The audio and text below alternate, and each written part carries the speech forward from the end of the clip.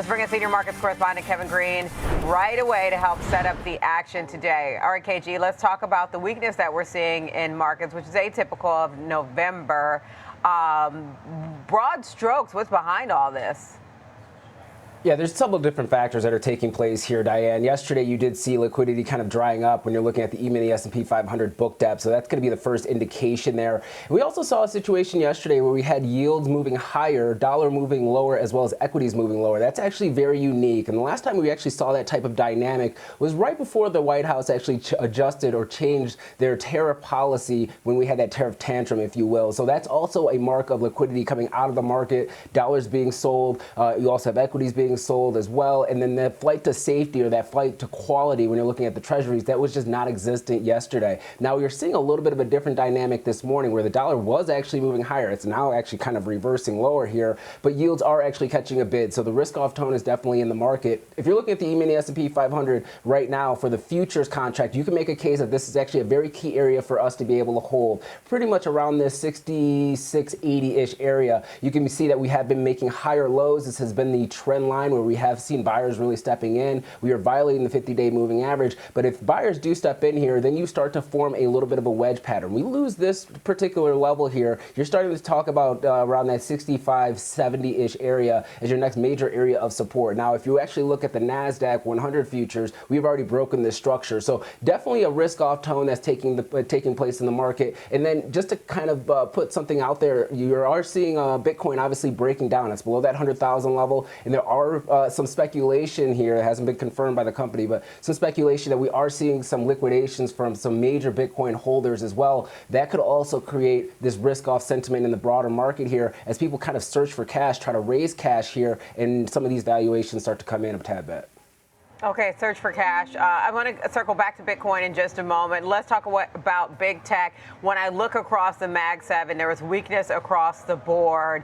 And what was a winner is now pulling back. Is this, also a part of that concern about valuations and, the bubbling up conversation of an AI bubble?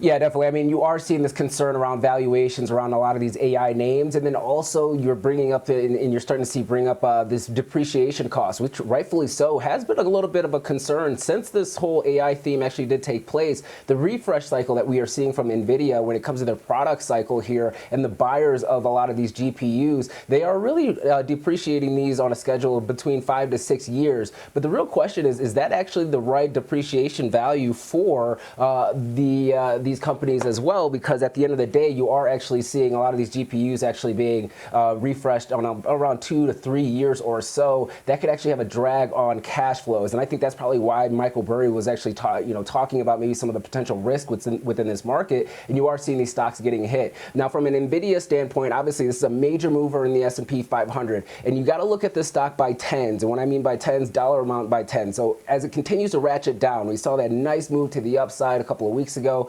Then we came back, tested that $200 level. We saw a break below that. The next level was $190, a break below that. Now we are sitting at around $180, and that's going to be a key area of support here. Now we do have earnings coming out next week. Is it going to be a high bar? Of course it's going to be a high bar, but is the stock going to pull back enough where we could actually see maybe a little bit of a ramping up after the earnings if they are able to hit the right metrics here? I think you are just seeing a de-risking in the market. You are seeing lack of liquidity starting to creep into the market right now, and credit default swaps are also showing that as credit default swaps for a lot of these AI names, especially Oracle, continue to rise at a really rapid clip if you are kind of trading those markets. Those are usually institutional tools, not so much for the retail trader, but something to keep your eye out on.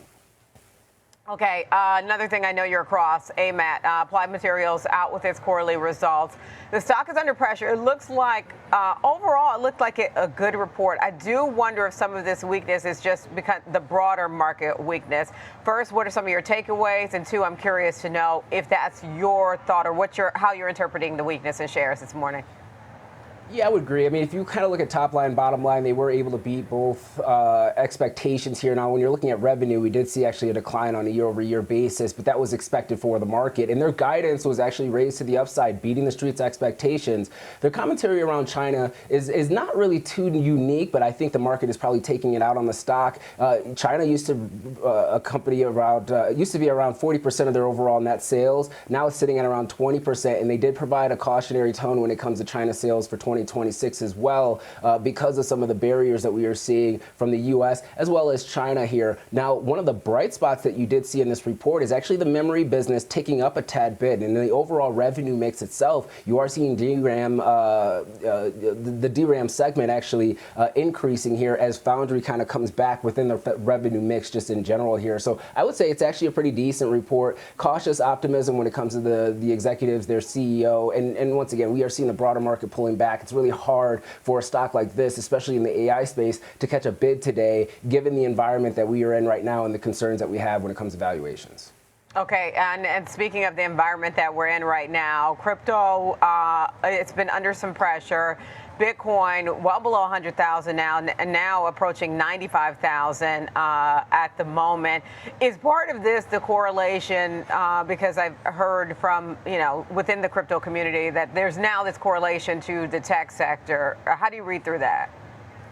There's always been a correlation between Bitcoin and the QQQs. If you actually go back and do a cross correlation analysis, there's a very strong correlation, around 75 to 80% or so. So it's not surprising that you are seeing tech stocks moving lower, as well as Bitcoin moving lower. But this is also another situation here. We're not going to get too far away from the whole debt financing, or even the issuance of subordinate debt, or even issuance of warrants and things of that nature to raise cash for a lot of these companies that are raising capital, buying these crypto assets, paying out a little bit of a yield, and trading above net asset value, which is a little bit unique. A lot of times, especially if you're looking at an ETF, it doesn't trade too much above the net asset value, because at the end of the day, you could just go out and buy the asset yourself. And so you might be also seeing a de-risking within that space as well.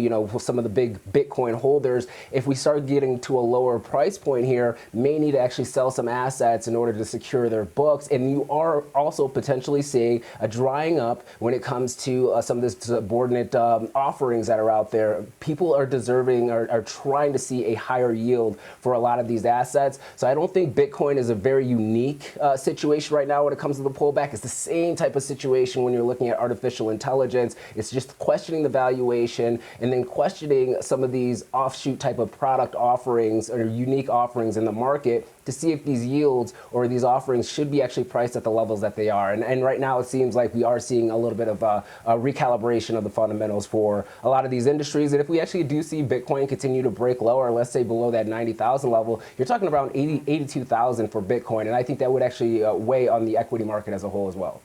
Interesting. All right, let's talk crude oil. Crude a little bit higher this morning. West Texas Intermediate up 1.5%.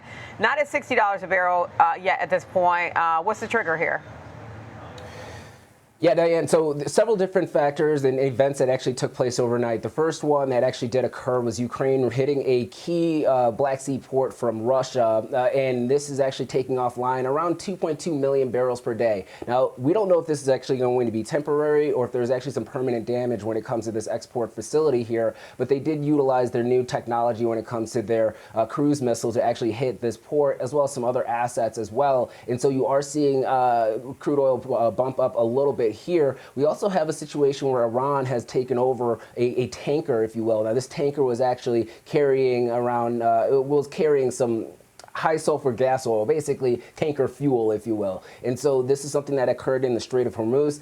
It actually has not happened in a very long time here. So that's also causing a little bit of concern that maybe Iran is going to start restricting access through the Strait of Hormuz. And unfortunately, or maybe fortunately for some, I'm not sure how you kind of look at it here, the U.S. has taken a significant amount of military assets away from the Middle East in order to protect a lot of those straits, right? The Strait of Hormuz, you're looking at the Red Sea as well. A lot lot of those assets are now being moved over to South America. So let's see what the response is going to be on the international stage. If this is just a one-off, it could be a one-off, or if this is something that's going to be sustainable here, that could also have some pressure on the oil markets in general. And then you have weekend risk when it comes to Venezuela as well. Do we see any type of actual military action that could cause a little bit of fear in the energy markets as well? So that's why we are seeing energy prices moving a little bit higher here today. Hopefully it's short-lived, but this is just another supply-driven factor here. None of the price action to the upside that we've seen, Diane, has been demand-driven, all supply-driven. And right now, those are two major factors that happened overnight that we got to keep our eye on. All right, let's circle back to equities. Take me through the levels that you're looking out for today on the S&P 500 to the downside and potentially to the upside. Yeah, very wide range to the upside, 6760, to the downside, 6600. We are in negative gamma territory, just meaning dealers are selling selling with the market for whatever the primary trend is. So be mindful, some of these levels may break either to the upside or downside today, just given the environment that we are in and the news flow that we will see over the next couple of hours. All right. Thank you, KG. That is our Kevin Green, senior markets correspondent. Appreciate the setup for today and a look across equities.